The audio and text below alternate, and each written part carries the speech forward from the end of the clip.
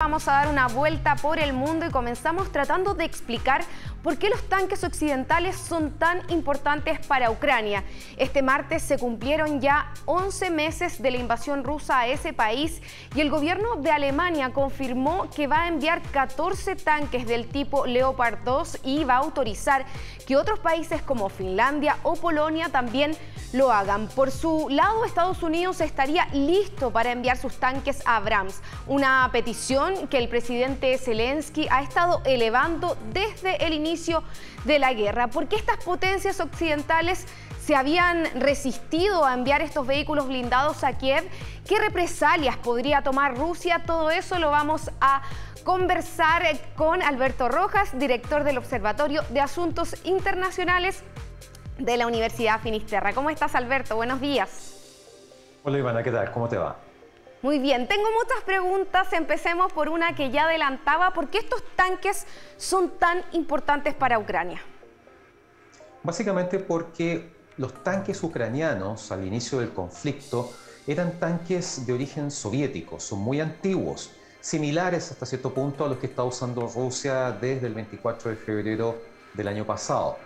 Por lo tanto, la posibilidad de dotarse de tanques Leopard alemanes, que son de los mejores que existen en el mundo, los M1 Abrams estadounidenses, incluso los Challenger 2 británicos, significa para Ucrania tener una capacidad de combate mucho más robusta, mucho más fuerte, mucho más efectiva en contra de las fuerzas rusas. Además, hay que considerar que desde el inicio del conflicto Rusia ha perdido muchas de estas unidades, tanques, vehículos blindados, y le ha costado reemplazarlos. Sin embargo, para Ucrania, la posibilidad de estar recibiendo equipamiento militar occidental le da la ventaja de poder reemplazar las unidades destruidas o dañadas de manera mucho más rápida. Alberto, ¿por qué Estados Unidos y Alemania se habían resistido tantos meses a enviar lo que Zelensky pedía insistentemente? En el caso alemán, básicamente el tema pasa por el tipo de contrato que existe cuando Alemania le vende armas a otro país. Ahí incluye una cláusula que establece que ese segundo país no puede venderle equipamiento militar alemán a un tercer país sin la autorización alemana expresa. Polonia había manifestado, al igual que Finlandia, su intención de entregar tanques Leopard que ellos tenían a Ucrania, pero no lo podían hacer sin la autorización de Alemania. Y Alemania se había resistido un poco a esto, tal vez un poco pensando en el tema de los fantasmas de la Segunda Guerra Mundial, la imagen o el recuerdo de Alemania en Europa del Este. El punto es ese, había un tema más bien político de fondo y que estaba tensionando fuertemente la relación entre dos importantes miembros de la OTAN, como es el caso de Alemania y el caso de Polonia, que incluso en algún momento afirmó que estaba dispuesto a entregar estos Leopard a Ucrania sin la autorización alemana. En el caso de Estados Unidos, los motivos son distintos. Los tanques M1 Abrams son tanques muy modernos, muy complejos, que exigen una capacitación larga para aprender a manejarlos.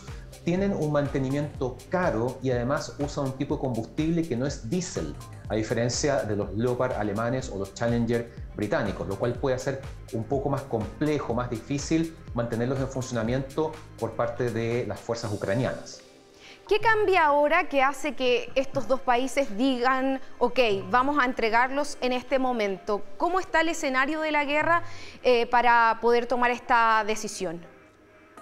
En este instante la guerra está marcada por el durísimo invierno del hemisferio norte, bajas temperaturas, mucha nieve.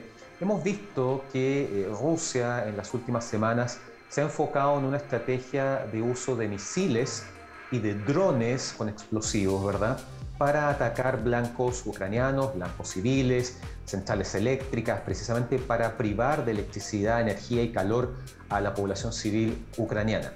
Sin embargo, el punto es que, por ejemplo, en diciembre pasado, cuando el presidente Zelensky estuvo de visita en Estados Unidos, regresó a Ucrania con la promesa de que Estados Unidos le iba a entregar unidades de misiles Patriot, que es un sistema bastante complejo y poderoso, un tipo de arma que no había entregado a Ucrania hasta el minuto.